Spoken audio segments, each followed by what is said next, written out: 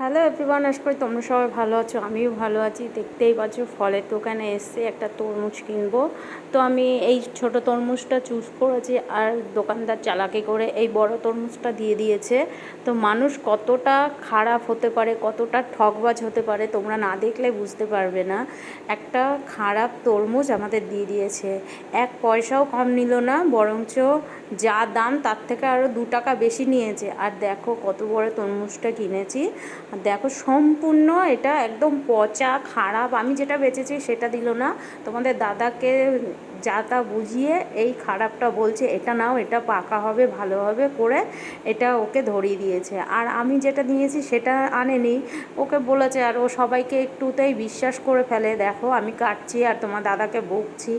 তো দেখো এরকম মানুষ ঠকাতে পারে, কখনো ভাবতেও পারিনি যে মানুষ মানুষকে কতটা ঠকাতে পারে, ঠকিয়ে মানুষ বড় হতে পারে। সেটা না, আজকে না দেখলে বুঝতে পারতাম না। আমি একটা ফল কিনতে গেলাম, আমাকে আর একটা ফল দিয়ে দিল। তো এইভাবে মানুষকে ঠকিয়ে সে ব্যবসা করছে, আর সবার কাছ থেকে বেশি বেশি করে দাম নেয়। আর ওই দোকানটায় কখনোই যায় না। তোমার দাদা বললো চলো ওই দোকান থেকেই নিই, তার জন্য আমরা গেলাম। দেখো কত বড় তরমুজটার ওয়েটও ছিল 5.5 কেজি।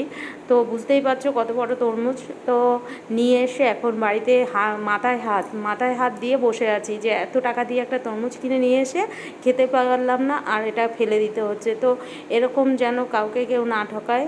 আর তোমাদের এই দোকানটা ভালো করে দেখিয়ে দিচ্ছি, দেখে নাও।